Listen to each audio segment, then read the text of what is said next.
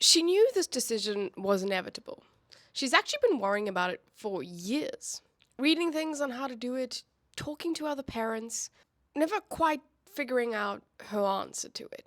But the world's moving, so she buys the phone, she sets it up. A prompt appears. She taps through the things, takes her about 4 minutes. Something that she thought about that would be one of the harder parenting moments turned out to be quite easy. And that feeling, that like specific relief feeling, there's more to it. Let me explain. So it's currently the 12th of June 2026, and about 3 days ago, I think, Apple had its WWDC event, which is the event in which they kind of say what software updates are coming to Apple. And part of iOS 27, there's a new feature. Well, the feature existed, but they've improved upon it quite a bit. And it's around a child account. So, with this child account, it's actually required for anyone that has a phone that is under the age of 13 and up to the age of around about 18. But I think, I couldn't find an exact thing. I think parents can turn it off at any time that they want, but it is required if you are under 13. It sets age-appropriate restrictions throughout the entire device on an operating system level. So you don't have to download extra apps or anything to hide certain things. It's on the operating system itself. So parents, they now have to approve every single new website, new contact added, every app downloaded. Time limits on games and social media can be set by the parents and then enforced down to the child's phone. Violent images get blocked before they even shown to the child. That's also dodgy nude and all that kind of stuff. That also happens. What it does require the parent to have an iPhone as well as the child to have an iPhone. And the parent controls the child's iPhone through their iPhone.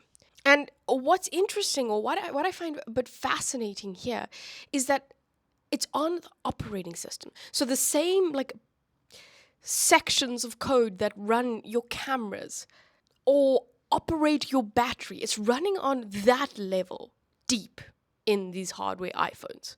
It's going to be a lot harder for children to kind of go around the system, where there are a lot of child blocking apps and all that kind of stuff that you can download third party, but children are really smart and they can get around these things. But now, on an operating system level, is quite strict restrictions.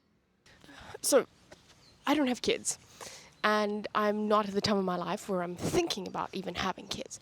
But this is something that I've thought about more than I would like to admit. What is the correct age to give a child a phone? And I think that's probably one of the, well, I want to say one of the most difficult, but a very difficult decision for parents. Because a phone is a gateway to the entire internet, to strangers, to social media, to content that I really don't think children should see, to forming habits that will last a lifetime, as well as taking away habits that should form while you are a kid. And a lot of the parents these days have made a call and kind of hoped for the best. With the information that they have at hand, this is the best decision. But there is no such thing as a right decision here. And it makes this a really difficult situation to be in.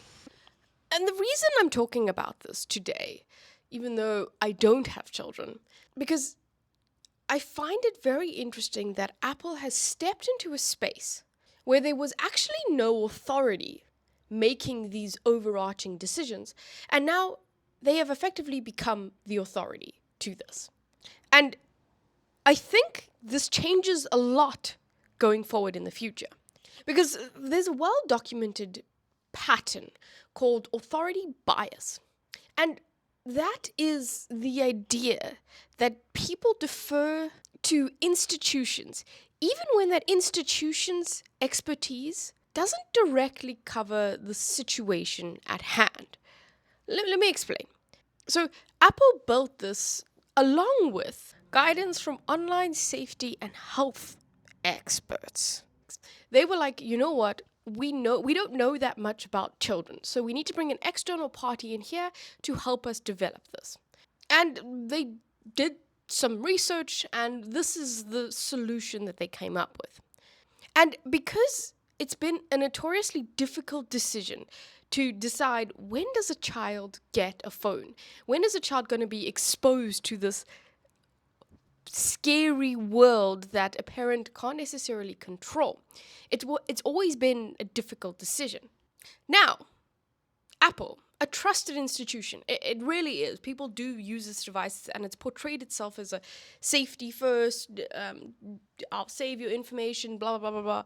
Like, they've positioned themselves in that way. And to a certain degree, I believe it, and it's one of the reasons why I, and the trackpad, an Apple user. But I trust them for a different reason. And that, for me, like I said, is the security of my information. And that trust is in that realm. However, many people might start trusting them for that reason.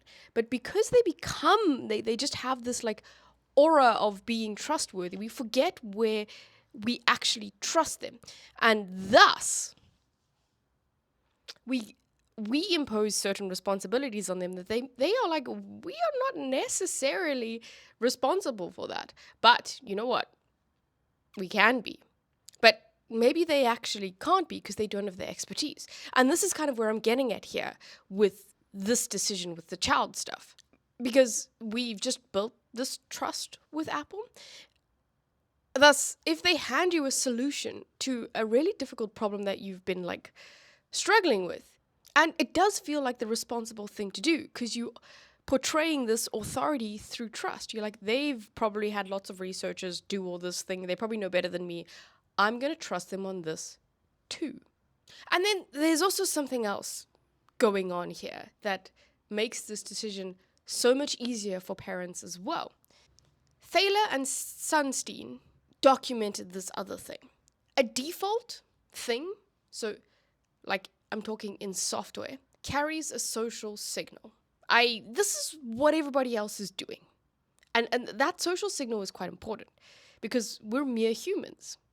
Because when that prompt appears to say, hey, set up child mode, you're receiving Apple's recommendation and the implied consensus of every other parent who has tapped yes as well. And if I'm talking a little bit meta here, I'm going to give another example that actually happened in America quite a few years ago, like almost 20 years ago. The USDA food pyramid was in classroom walls all over America, telling parents what their children should eat and showing children this is what you should eat. And parents followed it because it came kind of down from the government. And you know what? It looked like expertise. That pyramid had been sustainably shaped by the meat and dairy industry lobbyists. And in 2011, it was completely revised. And this means that there was a generation of people, a generation that was fed by guidelines that were never purely about what was actually good for them, and rather from companies that wanted to sell more products. And you know what? Parents never thought to ask, to question this. And I don't necessarily blame them, because you don't ask and question the syllabus of the children because you're like, this institution knows what they're doing. But this is the difference here. You have to figure out where the source of this information comes from and why you should trust that source. Should Apple be telling you what is good for your children? That's the question. Should the meat and dairy companies be telling you what is good for your children? Or should the pediatricians be telling you what is good for your children? There are different levels of, all of these are trusted institutes, but what they say should align with why you trust them. Not just because you trust them, everything that comes out their mouth is trustworthy. And the difficulty with this Apple thing is that we don't necessarily have another trusted entity to be like, I don't know what to do with this. I don't know how to get my kid a phone and give it access to this world of the internet. We don't know how to do that. No one is really given very stringent guidelines on this. Everyone is kind of trying and basically doing their best. But now, Apple is saying, hey, we kind of know what's what. You should do this. And sometimes it's easier to just be like, well, either I sit in the uncomfortable and try to figure it out myself, where I might not be an expert as a parent to be like, I actually don't know how to do this.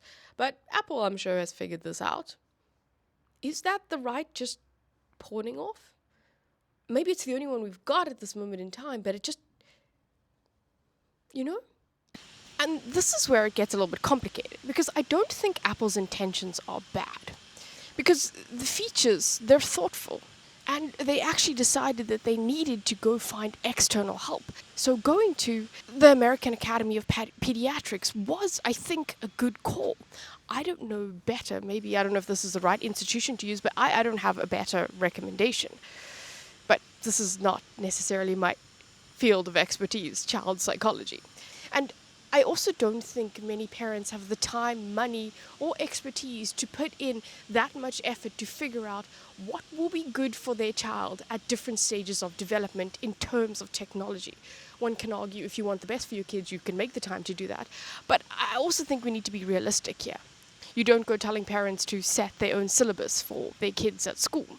And thus we have this problem, and Apple is saying, hey, we're going to give you a solution to it. But the thing here that I think we need to highlight is Apple is a company in business. And what do businesses want to do? Businesses want to make money.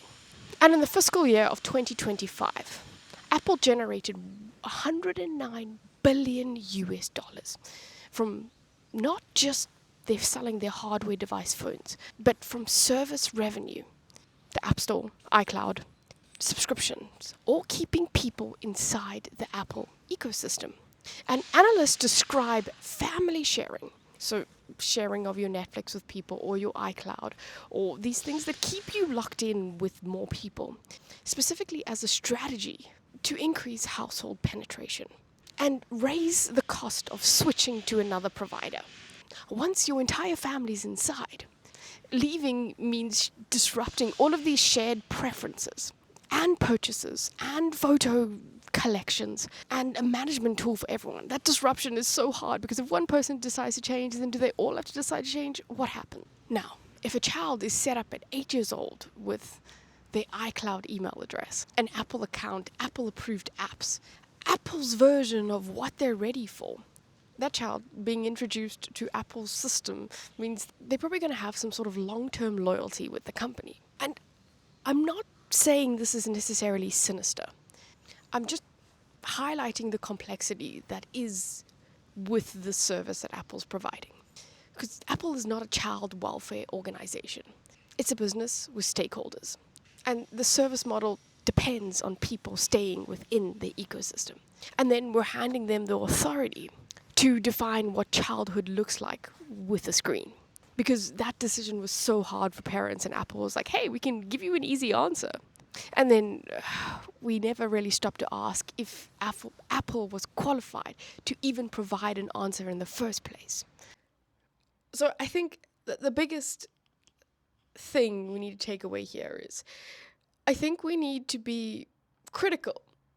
And I fall into this sometimes where I become too cynical on things. I don't think we should be cynical. I think we should be critical and make informed decisions. Because there is a world where Apple did outsource to the correct people and thought this was the correct things for my children. And you can look at all the features and you can make a decision to be like, you know what, this does seem good for my children. But you also need to question if there's anything more or if this is actually good for your child. Just because these features exist, should you still give them a phone? That's a question that I can't answer. It's still left to parents, and it is a very difficult decision.